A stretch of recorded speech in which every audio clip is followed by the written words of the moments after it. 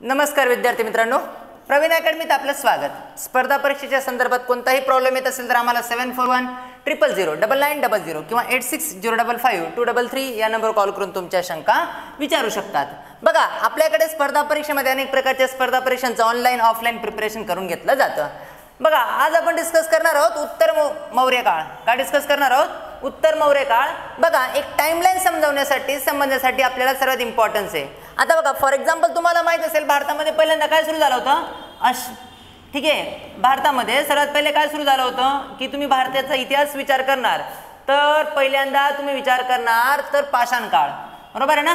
काय सुरू झाला होता? पाषाण काळ। पाषाण काळ पहिलं चॅप्टर काय प्राचीन इतिहासामधलं शिकायचं आपल्याला, पाषाण काळ। ते पण आपलं ऑलरेडी काय झालं, शिकून झालं। 3 पाषाण काळ आहेत, पूर्व, मध्य आणि नवपाषाण काळ, बरोबर आहे?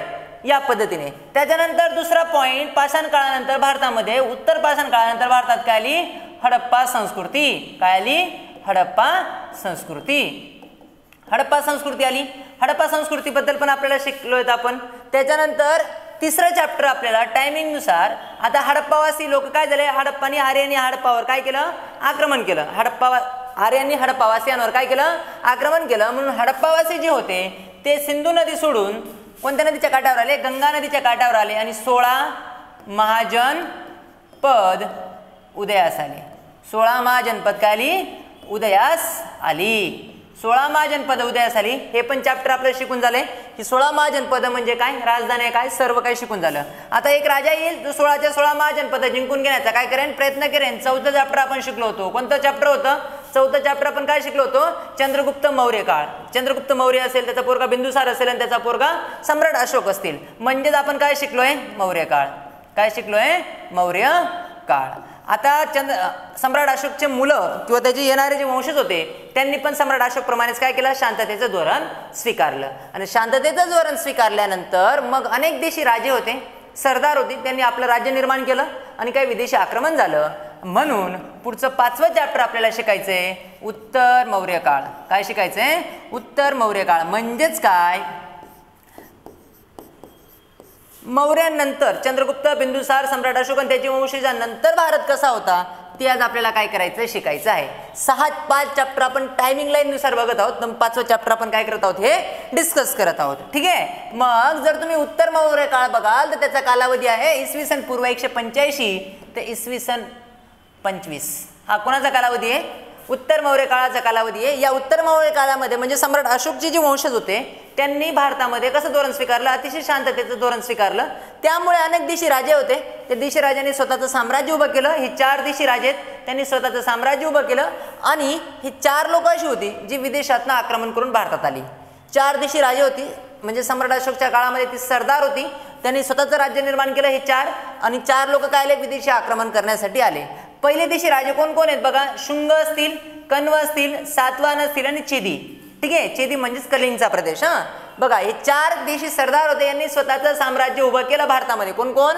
शुंग, कण्व, सातवाहन आणि चेदी।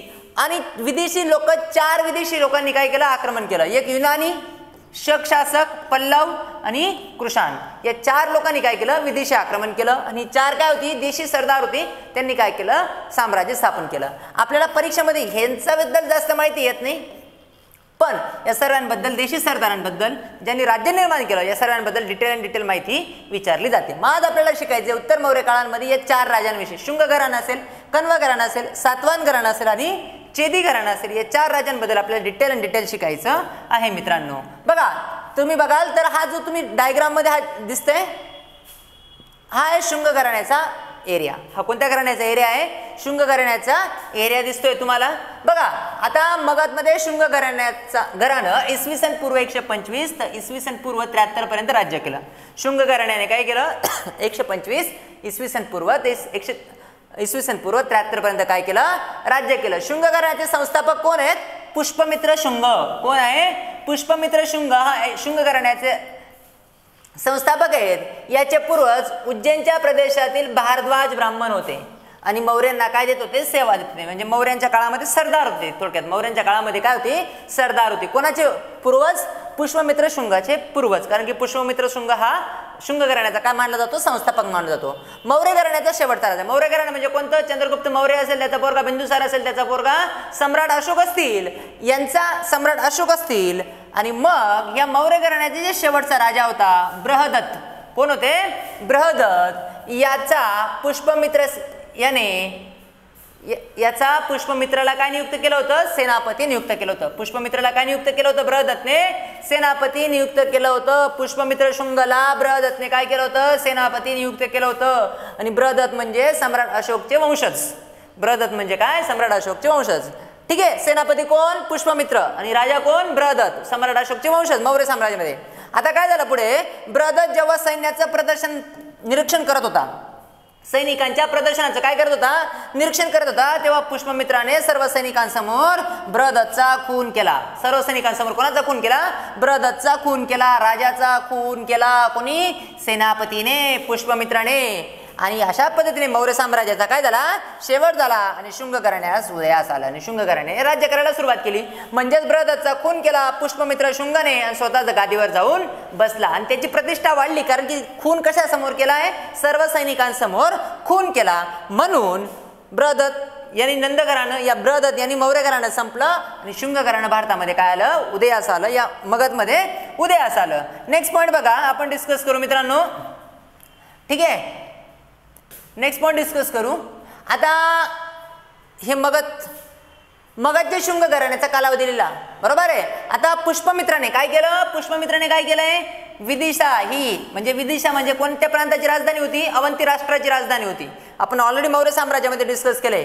विदिशा अवंती राष्ट्राची काय होती, राजधानी, आणि दुसरी राजधानी घोषित केली. अवंती राष्ट्राची आधीची राजधानी काय आहे, विदिशा, ही त्याने आपली दुसरी राजधानी घोषित केली पूर्ण शुंग साम्राज्याची. आणि त्याचा मुलगा अग्निमित्राला तेथील राजा नियुक्त केलं. विदिशाचा राजा कोणाला नियुक्त केलं, अग्निमित्राला राजा घोषित केलं. आणि तो स्वतः पाटलीपुत्रमधनं राज्यकारभार बघत होता. कोण, पुष्पमित्र शुंग काय करत होता, पाटलीपुत्रमधनं राज्यकारभार बघत होता. पुष्पमित्र कुठून राज्यकारभार बघत होता, पाटलीपुत्रामधनं. आणि आपला मुलगा कोण, अग्निमित्राला कशाचा राजा नियुक्त केलं, विदिशाचा काय केलं, राजा नियुक्त केलं. ठीक आहे. पुष्पमित्र हा ब्राह्मण धर्माचा समर्थक होता. जसं की मागचे ते 3 राजे आलेत, आपण डिस्कस केलेले आहेत. कोणी जैन धर्माचे होते, कोणी आजीवक होते, कोणी बौद्ध धर्माचे होते. चंद्रगुप्त मौर्य जैन, बिंदुसार आजीवक, आणि सम्राट अशोक बौद्ध धर्माचे. तसं पुष्पमित्र हा कोणत्या धर्माचा समर्थक होता, ब्राह्मण धर्माचा समर्थक होता. अयोध्या अभिलेखानुसार त्याने 2 वेळा अश्वमेध यज्ञ केलेला आहे. अयोध्याचा अभिलेख काय सांगतो, अयोध्याचा अभिलेख काय सांगतो, त्याने किती वेळा अश्वमेध यज्ञ केला आहे, 2 वेळा अश्वमेध यज्ञ केलेला आहे. अश्वमेध यज्ञ म्हणजे काय माहिती आहे ना, की काय असतं, एक घोडा सोडून द्यायचा असतो. आणि घोडा सोडून दिल्यानंतर जो घोडा जेवढा लांब जाईल तेवढ्यापर्यंत ते राज्य त्याचं. जर घोड्याला कोणी अडवलं तर त्या राजाबरोबर ज्याने घोडा सोडलेला आहे त्या सम्राटाला काय करावं लागतं, युद्ध करावं लागतं. घोडा जर फिरून वापस आला तर एक यज्ञ केला जातो आणि त्या घोड्याला त्या यज्ञामध्ये काय केलं जातं, सोडून दिलं जातं. याला काय म्हणतात, अश्वमेध यज्ञ म्हणतात. ठीक आहे. असं किती वेळा अश्वमेध यज्ञ केलेला आहे, 2 वेळा केलेला आहे. प्रभू रामचंद्रांनी पण केला होता. ठीक आहे. बघा, अश्वमेध यज्ञात पतंजली उपस्थित होते. अश्वमेध यज्ञात कोण उपस्थित होते, पतंजली. हे बघा, हेच पतंजली अश्वमेध यज्ञात काय होते, उपस्थित होते. ठीक आहे. म्हणजेच पतंजली कोणाच्या काळामध्ये होते, कोणाच्या काळामध्ये होते, कोणाच्या काळामध्ये, पुष्पमित्राच्या काळामध्ये होते. ठीक आहे. त्यांनी आपली राजभाषा म्हणून संस्कृतचा वापर केला. राजभाषा म्हणून कशाचा वापर केला मित्रांनो, संस्कृतचा वापर केला. याच्या आधी तुम्ही बघाल तर पाली, म्हणजे तुम्ही सम्राट अशोकाचा कालावधी बघाल तर पालीचा मोठ्या प्रमाणात उपयोग झाला. कशाचा, कोणत्या भाषेचा प्रचार झाला, पाली. कारण की गौतम बुद्ध असतील, महावीर जैन असतील, हे आपला धर्मप्रचार या आपलं प्रवचन कोणत्या भाषेत द्यायचं, पाली अर्धमगधी भाषेत द्यायचे. मात्र पुष्पमित्राने काय केला, संस्कृतचा वापर सुरू केला राजभाषा म्हणून. आणि शुंगाच्या काळातच मनुस्मृती लिहिली गेली. शुंगाच्या काळामध्येच काय लिहिली गेली, मनुस्मृती लिहिली गेली. ठीक आहे. आणि वर्णव्यवस्था काय झाली, दृढ झाली. मनुस्मृती माहिती आहे ना, मनु या ऋषीने लिहिलेली आहे मनुस्मृती.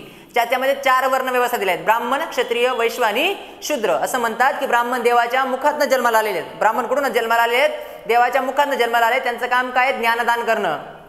क्षत्रिय देवाच्या बाहूतनं जन्माला आलेत, त्यांचं काम काय आहे, देशाचं संरक्षण करणं. वैश्व जे देवाच्या पोटातनं जन्माला आले, त्यांचं काम काय, उदरनिर्वाहाचा व्यापार करणं. आणि शूद्र देवाच्या पायातनं जन्माला आलेले आहेत, त्यांचं काम काय, वचतिकांची सेवा करणं. हे जुनं मनुस्मृतीनुसार, आजकाल काही असं राहिलेलं नाही. ठीक आहे, तर शुंगाच्या काळातच मनुस्मृतीची रचना केली गेली. बाबासाहेबांनी मनुस्मृतीचं दहन केलं होतं ना, बरोबर आहे. हां, तर मनुस्मृतीची रचना केली आणि वर्णव्यवस्था काय झाली मित्रांनो, दृढ झाली. नेक्स्ट पॉईंट आपण डिस्कस करू. बौद्ध ग्रंथ पुष्पमित्र याच्या प्रति उदार नव्हते. बौद्ध लोक या बौद्ध ग्रंथांमध्ये पुष्पमित्रांबद्दल काय नव्हतं, उदारता नव्हती. बौद्ध ग्रंथात पुष्पमित्र याचे वर्णन बुद्ध धर्माचे विनाशक असं केलेलं आहे. ग्रंथांमध्ये पुष्पमित्राचं वर्णन कसं केलेलं आहे, बौद्ध धर्माचे विनाशक असं केलेलं आहे. त्याच्या मागचं कारण असं होतं की पुष्पमित्राने अनेक विहार पाडले, काय केले, पाडले. अनेक बौद्ध भिक्षूंची काय केली, हत्या केली. पुष्पमित्राने काय केलं होतं, अनेक विहार पाडले, अनेक बौद्ध भिक्षूंची काय केली होती, हत्या केली होती. याच्या मागचं कारण काय होतं, कारण की त्या काळामध्ये बौद्ध भिक्षुक राजकीय षडयंत्रात काय घ्यायचे, भाग घ्यायचे. राजकीय षडयंत्रात काय घ्यायचे, भाग घ्यायचे आणि युनानी राजांना काय करायचे, मदत करायची. विदेशी आक्रमण करणाऱ्यांना काय करायचे, मदत करायचे. म्हणून पुष्पमित्राला त्यांच्या विरोधात कठोर पावलं उचलावी लागली. कोणाच्या विरोधात कठोर पावलं उचलावी लागली, बौद्ध भिक्षूंच्या विरोधात कठोर पावलं उचलावी लागली. अनेक बौद्ध भिक्षूंची हत्या केली, विहार पाडली, कारण की बौद्ध भिक्षुक राज षडयंत्रात भाग घ्यायचे, युनानी राजांना काय करायचे, मदत करायचे. ठीक आहे, बघा तुम्ही बघाल तर हा युनानी प्रदेश आहे. हा तुम्हाला काय सापडेल, युनानी प्रदेश सापडेल. बघा, पुष्पमित्रानंतर त्याचा मुलगा अग्निमित्र राजा झाला. पुष्पमित्रानंतर कोण मुलगा, त्याचा मित्र कोण, त्याचा मुलगा कोण, अग्निमित्र राजा झाला. तुम्हाला माहित असेल अग्निमित्र आधी कशाचा उपराजा होता, विदिशाचा, बरोबर आहे. अग्निमित्राचा कालावधी इसवी सन पूर्व 149 ते 141.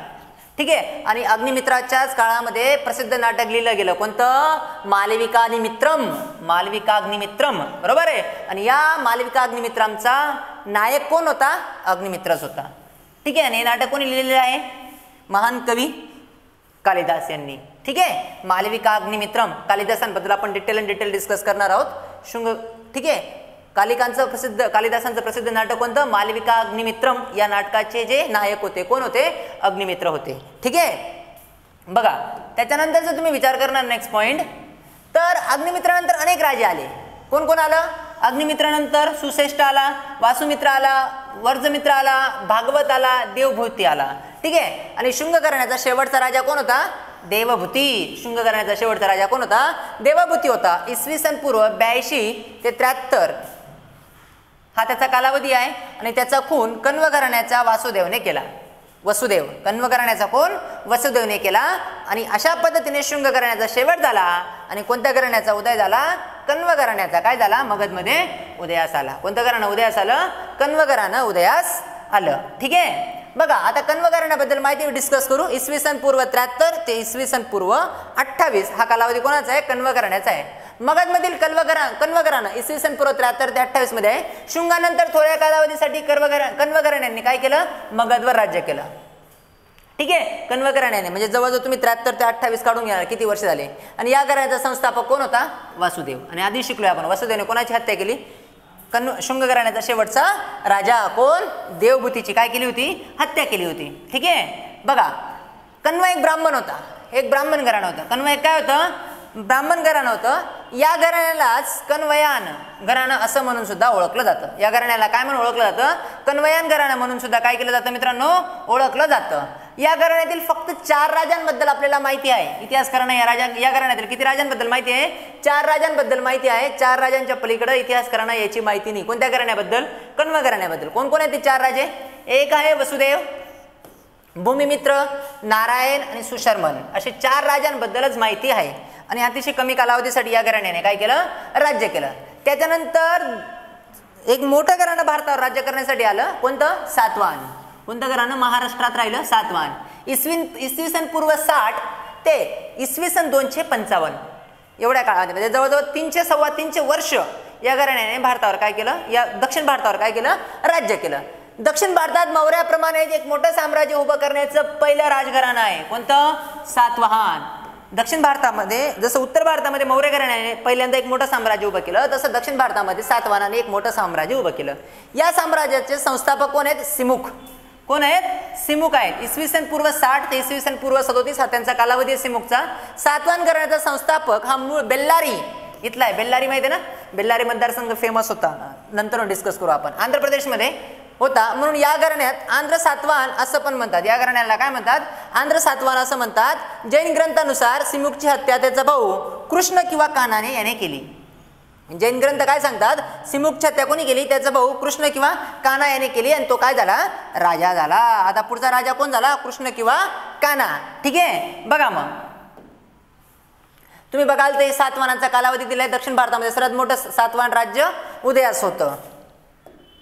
आता कान्हा याने इसवी सन पूर्व 37 ते इसवी सन पूर्व 20 पर्यंत भारतावर काय, या दक्षिण भारतावर काय केलं, राज्य केलं. कृष्णाच्या काळात सातवाहन राज्याचा विस्तार नाशिक पर्यंत झालेला आहे. कृष्णाच्या काळामध्ये सातवाहन घराण्याचा विस्तार कुठपर्यंत झाला, नाशिक पर्यंत झाला. त्याच्यानंतर पुढचा राजाला सातकर्णी प्रथम. कोणाला, सातकर्णी प्रथम, इसवी सन पूर्व 20 ते इसवी सन पूर्व 2. ठीक आहे. आता हा सिमुकचा मुलगा आहे, कृष्णाचा मुलगा नाहीये. बघा सिमुकची हत्या कोणी केली, सिमुकची हत्या कोणी केली, त्याचा भाऊ कोण, कृष्ण किंवा कान्हा, कान बरोबर आहे. आणि याचा मुलगा कोण, सातकर्णी. याचा पोरगा नाही, याचा पोरगा सातकर्णी. आता सातकर्णी प्रथम हा राजा झाला. कोण राजा झाला, सातकर्णी प्रथम. हा सिमुकचा मुलगा होता. हा कोणाचा पोरगा होता, सिमुकचा मुलगा होता. आणि सातवाहन घराण्यातील पहिला राजा ज्याने सातकर्णी ही पदवी धारण केलेली होती. त्याने कोणती पदवी धारण केली, सातकर्णी ही पदवी धारण केली. आणि त्याने आपली राजधानी पैठण काय बनवली, पैठण महाराष्ट्रामध्ये. ठीक आहे, या प्रतिष्ठान म्हणून.